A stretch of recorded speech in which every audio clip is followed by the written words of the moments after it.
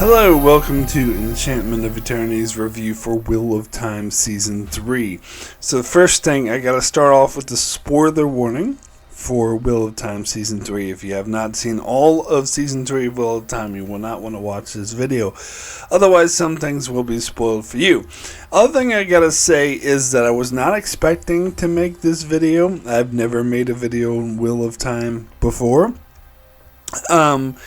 But I just finished binge watching. I binge watched season 3. Just finished it yesterday, and I have some things to say about it. Now, I'm actually really busy at the moment, and I'm trying to cut back on the number of videos that I'm doing.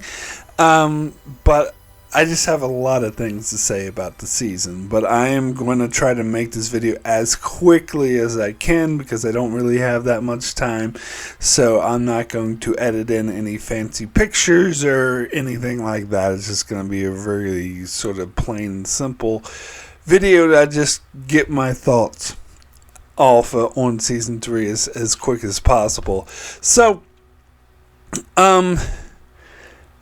I guess I'll start with comparing it to Game of Thrones, which I know it's very different in tone and style, and the story is very different than Game of Thrones, and I acknowledge that.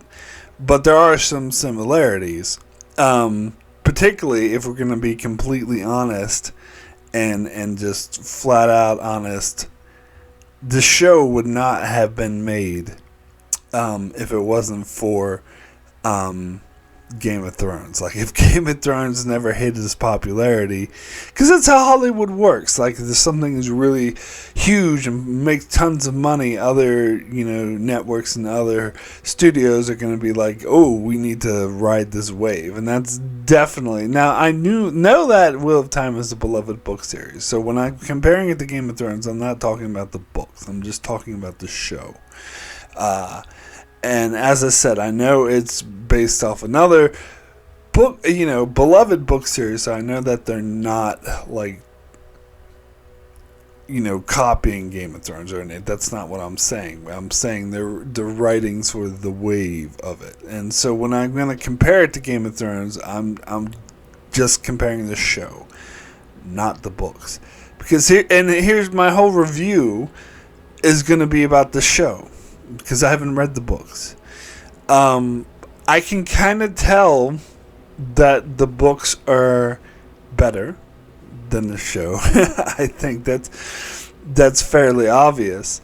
But I don't know if I ever want to read a 14-book series. Like, that's just a huge commitment that I don't know if I'd ever be up to. And I'm not as interested. I'm not really interested enough to spend the time to do that. Now, and that's the thing. This is the main thing I'm thinking, is that Amazon is never going to greenlight 14 seasons of the show. Like, that's just flat out not going to happen. Like, a show this expensive, I'd be lucky to get 6 seasons. And so that means one of two things are going to happen. Either they're going to really, really streamline the show and skip over a whole slew of stuff, or the show is going to end before the story ends. So I guess I would say the first one, about streamlining the books, kind of like Game of Thrones did in its final 2 seasons. Although I know those books haven't been written yet, but still, they completely streamlined it to get the show over and done with as soon as possible. Or just ending it before the story actually ends, like they did with The Expanse. Which I hope one day they'll come back and do the last 3 books, but I seriously doubt that will ever happen. So I do have that because, I was sort of curious to see what happens with the Wheel of Time going forward, but I know that if I ever want the full story, I'm going to have to read the books, because I'm sure that the show is, if it does ever finish the story, it's going to really, really seemed incredibly rushed. And apparently, from what I understand, season 3 is mostly an adaptation of book 4, and that they mostly skipped over book 3. They incorporated some stuff into it, and some people say they have to incorporate some more stuff into the next season because it needs to happen. But it seems like they're mostly like just streamlining it and weaving it into other storylines and skipping book 3. And frankly, like, they have to. They have to go. Like, they're gonna have to skip over a whole shitload of stuff if they ever want to get through most of the story. But so as I said, I've never been that invested in Wheel of Time. Like, I thought season 1 was okay. I had a lot of issues with it.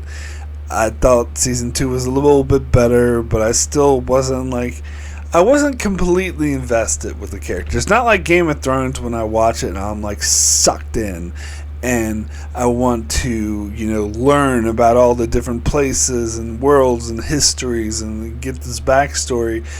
I was never that interested in Wheel of Time. And here's what I'll say, and again, this is a consequence of them trying to adapt a ridiculous amount of books, is that season 2 in particular introduced tons of characters that I cannot keep track of, that I don't care about because the show does not have time to fully develop them or get you invested in these characters.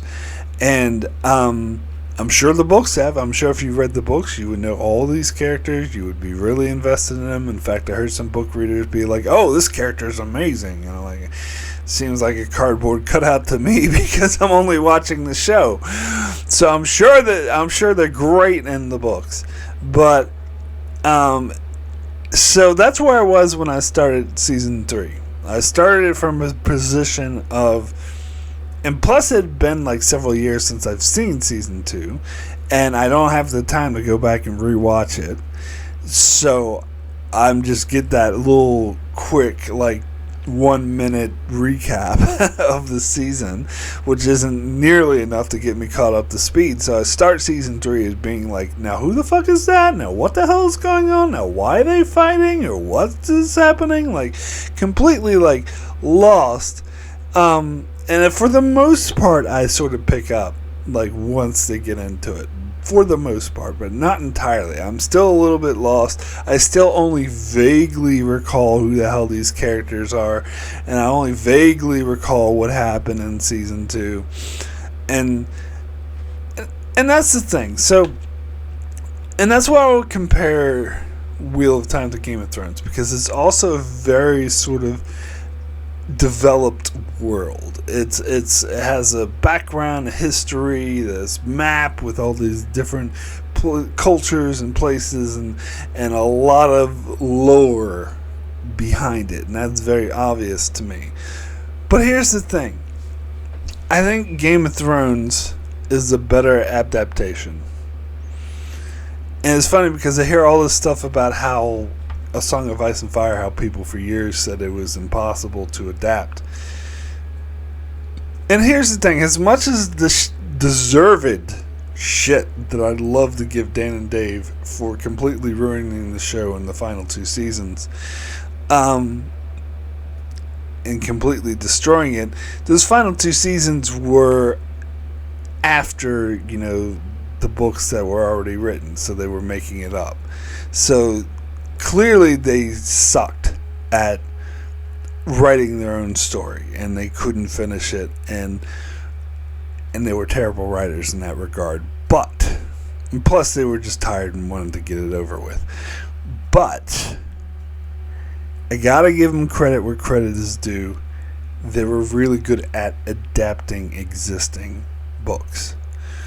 The seasons 1 through 4 in particular, 5 and 6 are kind of, 6 was started departing from the books, and also 5 and 6 had to adapt books 4 and 5, which were kind of all over the place, and really expanded the world, and it did a decent job of it. But But the thing is like, even as far back as season 1 of Game of Thrones, there were issues. Like, not every adaptation worked. There were some plot holes and some things that popped up, and those issues got worse as the show went on. When you get to season 6, there was a whole bunch of them.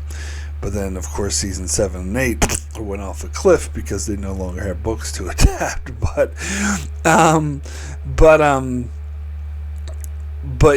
even though it had those issues occasionally, it was still overall like really good at adapting the story, because I was really invested. Like, I was enveloped in the world. I was invested in all of the characters, even though there were a ton of characters. I knew them all, cared about all of them, knew like the geography of everything. Like, it did a good job of explaining the lore and backdrop. Whereas I think Wheel of Time is not as good as adapting. The show, again, I'm only talking about the show. It is not as good as an adaptation. And maybe this is due to the fact there's way more material. But I am not as invested. I was never as invested in the characters. I was never as familiar with the characters. Well, most of the characters. The main characters I know. But all these new characters they introduced in season 2, like, I don't know who the hell they are, and the lore and the history, like, it does not do as good of a job as adapting these books that Game of Thrones did. It just doesn't, and I don't think that's a result of A Song of Ice and Fire being better than the Wheel of Time book series. I'm sure the Wheel of Time book series is amazing, and some people might say just as good as A Song of Ice and Fire, but different, of course. It's a different tone and different style and everything like that. I just think that the show of Wheel of Time is not as good of adapting these books. Now, getting into season 3 in particular. So, I start season 3 from the point of what the hell is going on, who the hell are these people, and so it took me a little while to get into it. Like, in the first 3 episodes, I was kind of like, I mainly get what's going on, and then we get to episode 4, which I think was an amazing episode. In my opinion, easily the best episode of the show. That's when I started getting enveloped in the world, and wanting to learn about the backstory, and wanting to learn about what was going on. Episode 4, of course, was the one when Rand and Moiraine went into the magical city, whatever, I can't remember what it was called, but into the fog city and had all these visions. Like, I thought that was an amazing episode, and the visuals, the way it told the story, like especially Moraine's visions of how they was like spinning and you see all these different outcomes, like that was amazing, like just from a film production standpoint. But also like Rand's visions, how they had the same actor play these ancestors, and they told the story in like reverse, starting more recent and going further back in time. And then that sort of explained the lore and history of the Aiel, which had a sort of impact on what was going on currently. Like, I didn't get, like, again, I don't think I ever got this, that Rand was actually descended from the Aiel. I just saw this flashback in season 1 of this random woman giving birth to him, and I didn't know who the fuck she was or what culture she was from or anything like that. But they explain, now I get it. But it all seems like, again, this is something I'm sure the books do better, but it all seems like they're rushing the explanation of who these people are. Like, it just comes out of, not rushing, but it comes out of nowhere. Like, it's not built up to at all. Like, they introduced a couple of them in season 2, but again, they introduced a shitload of characters in season 2. And so I it's too hard to keep track of. So what I'm saying is, I don't think that this book series is able to be adapted correctly into a show, honestly. But anyway, because I'm sure book readers would like the show better. Although I know there are some purists out there who hate it. There'll always be purists, but at least they'll be able to follow it, like, because they'll already know who all these characters are. They'll already know, like, the backstory and the lore and everything, so they'll be able to follow it. Whereas someone who's watching the show for the first time, like, it's not like a good flowing story. Like, it's not something that really gets you invested. But anyway, episode 4 I loved. And I started going online and reading some history and backdrop of the mythology and stuff, and I got very interested in it. So I was thinking I was going to love the season after I watched episode 4. I was like, started like fully invested. I was all in. I'm like, oh, this is so interesting. And then the later episodes of the season lost me after that, to the point where I thought the finale was extremely disappointing. Didn't really care for it, and I know they're just following the books and setting up for what the books set up for. But again, from the standpoint, a standalone, just judging the show on the show, I don't think the finale worked at all. And it lost me. Like, I was no longer invested, I was no longer interested, and I was actually a bit disappointed. Now, I guess, so the Rand storyline was by far, for me, the most interesting. It was the one I was invested in the most. And for the most part, it worked, but I did have some issues with that, what they did with the finale, but I'm going to circle back to that later. And then there was the storyline with the tower, which I was interested in, and this one really pissed me off. It's funny because it had Avasarala, who I love, that actress from The Expanse, obviously. Sheree Abedashuli, or I can't remember how to pronounce her name. But anyway, she is a great actress, and I thought she did a great job. But I couldn't stand that character. And I'm not talking about, like, oh, so bad it's good, like Gul Dukat kind of, evil villain that you want more of. This is more of a get off my screen character. Which, again, is funny because I love the actress. And I thought she did an amazing job, but I just could not stand this character. From a storytelling standpoint, every time they showed her, I'm like, do we need to do this? And so, obviously, I couldn't stand that ending, where she ended up killing Swan, or whatever her name is, and taking over the tower. And again, I know this is obviously something that needs to happen to follow the books, but still, like, I think the way that they executed it in the show just made it very disappointing and very sort of frustrating to watch. And I'm like, seriously, especially I hate it when there's stories where somebody has the upper hand, and then they win. Like, to me, that's not interesting narrative. And the fact that she laid out a plan to take over the tower, and that plan worked without a hitch, and she actually ended up executing Swan, like, that was... Not only was that not interesting, it was incredibly frustrating to watch. Like, I fucking hated it. And I don't like this character. I think it's a distraction. I don't like anything about the way that storyline was executed. Plus, there's a point where, like, they thought she was a dark friend and they tried to trick her. But we found out she actually isn't a dark friend, and that she was attacking the dark friends. And Swan was like, oh, I misjudged you.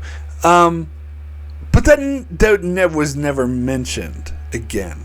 Not even a reference. No mention of that again whatsoever. So it's bad writing, in my opinion. And again, talking about the adaptation, talking about the show. So it's that storyline, and then there's the storyline with, oh god, I'm again not familiar with all these characters' names. I don't want to, the people go off to the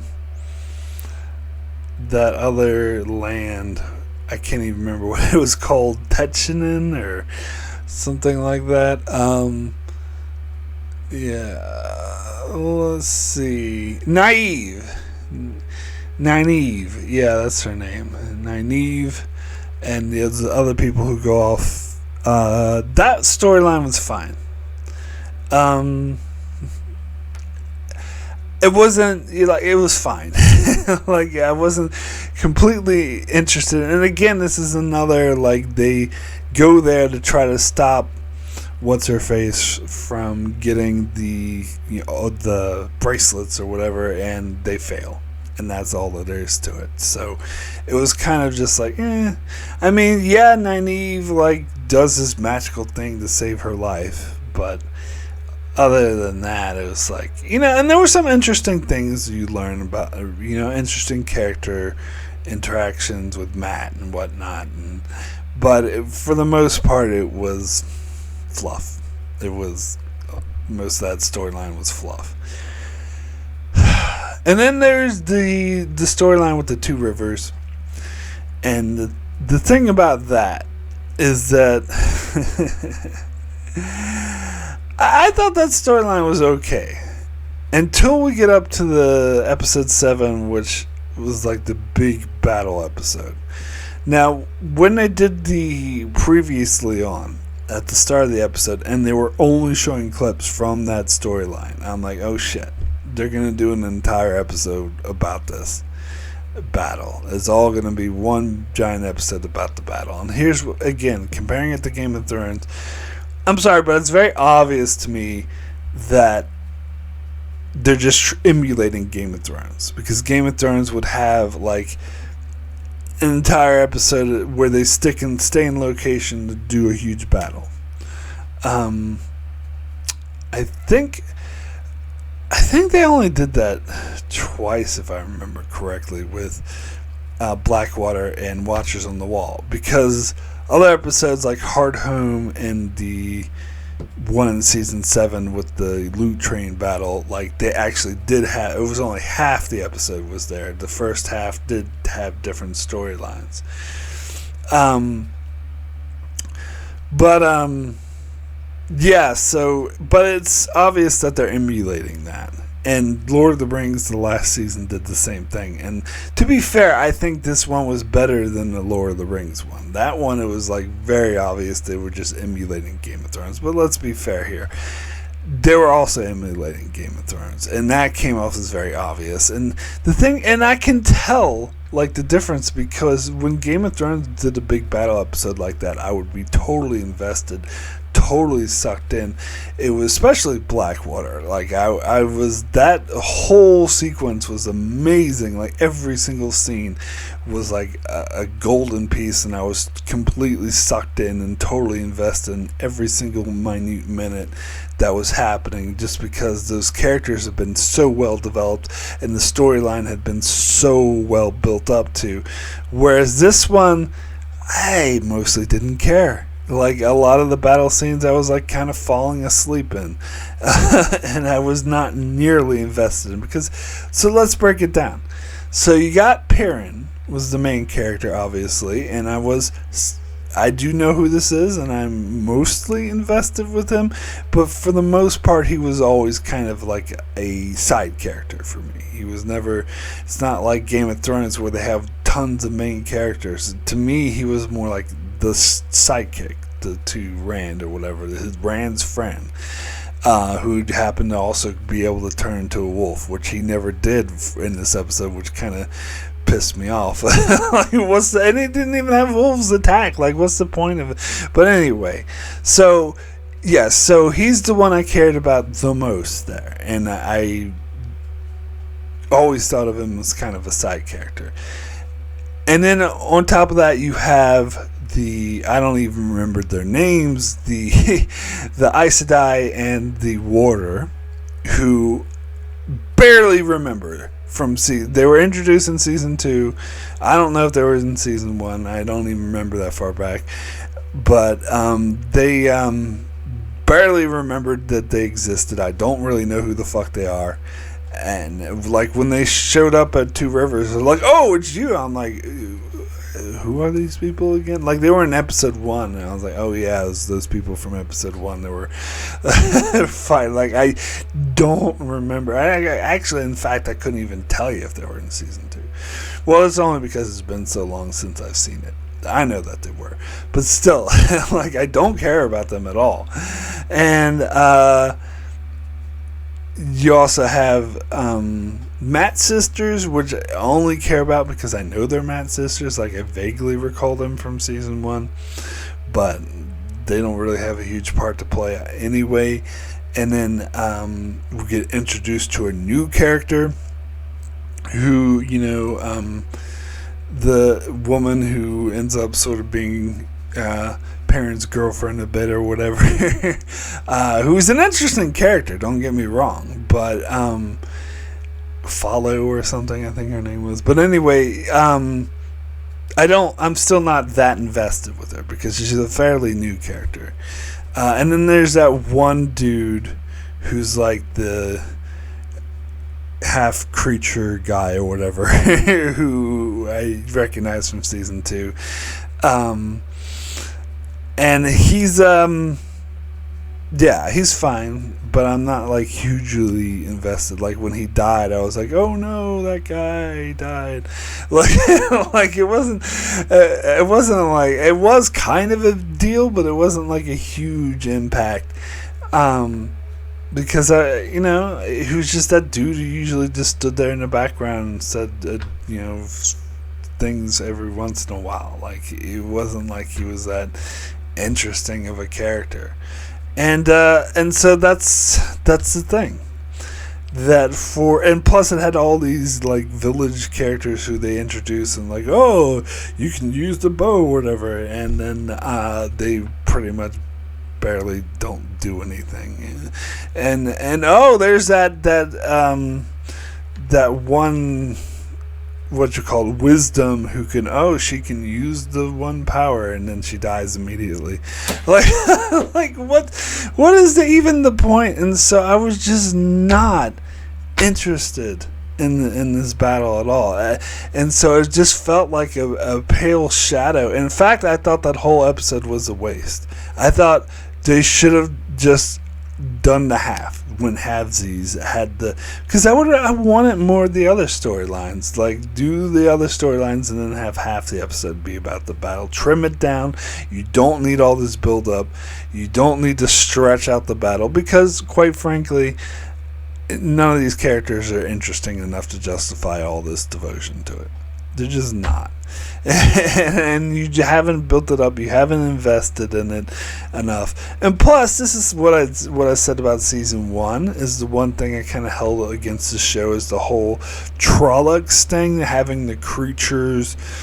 And that's the thing about the show overall, is that it relies too much on these fantasy tropes for my taste, because it's supposed to be like in the distant future, and they show the past, and there's this advanced technology, and they never say this, but it very well could be like our actual timeline, but set in the distant future. But then they rely on all these fantasy tropes that sort of take me out of it and don't seem to jive with that, like the whole Trollocs thing and the one power and all that shit. So there was that storyline. I think those are all the storylines. I don't think I'm missing anything. So I'll circle back to the Rand thing at the end. So as I said, this is my favorite storyline for the most part. Like, I love his whole journey and becoming the Karakarn or whatever. Like at the end where he, like, the other one tried to trick him, whatever. And for the most part, I liked it. But here's the thing, and again, this probably doesn't follow the book. I mean, the show is following the books. What I wanted wouldn't follow the books. But towards the end, when, him and Nynaeve had the, no, not Nynaeve, Egwene, sorry, I'm getting them mixed up.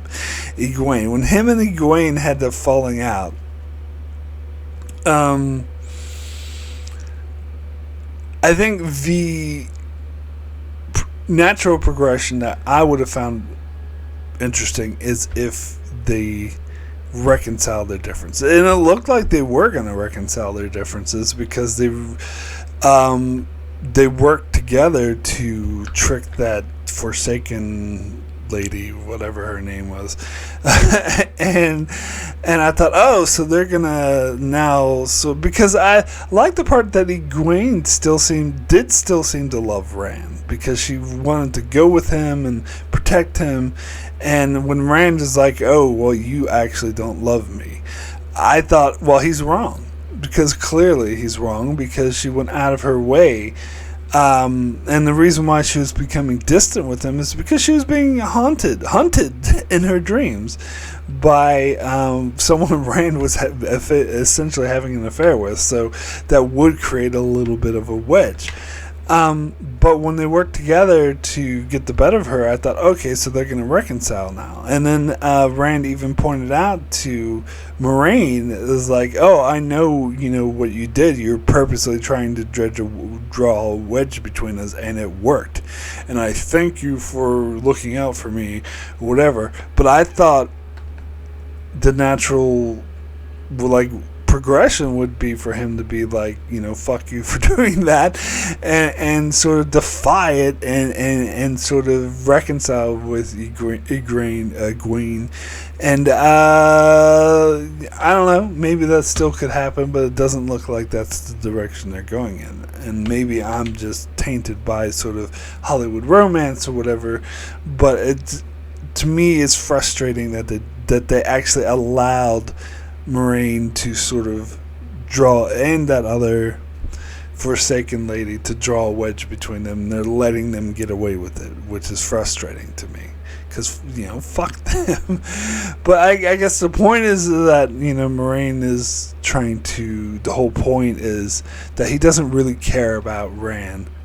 That she just wants to win the final battle. That's the only important thing. She even said, like, when he thanked her, he's like, well, I've also been a knife to your throat, because if you start to go crazy, or if you look like you turn to the dark side, I would kill you.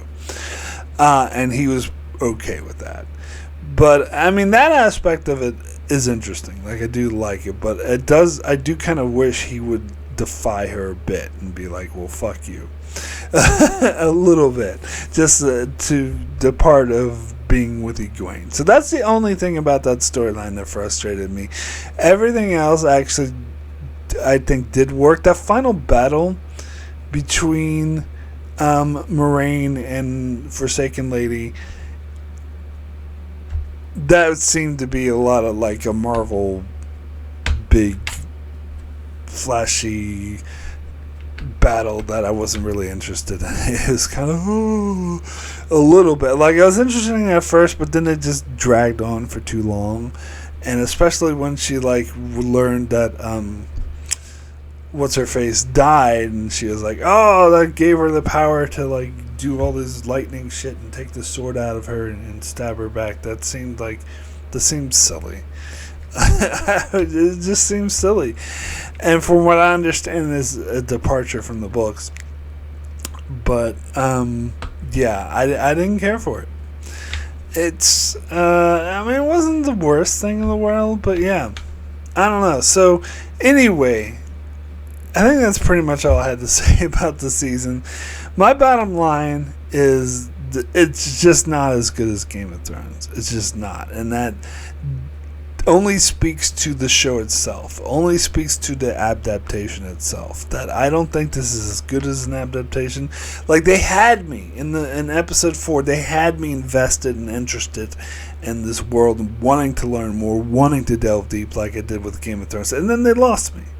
Then they lost me in the next set of episodes, and I just am not as invested. And then so, like, the rating I would give this season would be a 7 out of 10.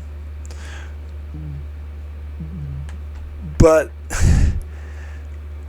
my interest in watching more seasons is, like, I'll do it because I'm curious of what direction they're going to go in. But I'm just not as invested. Like, if I ever wanted to,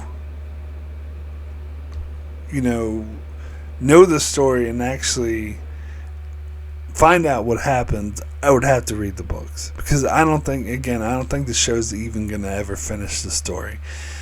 But the thing,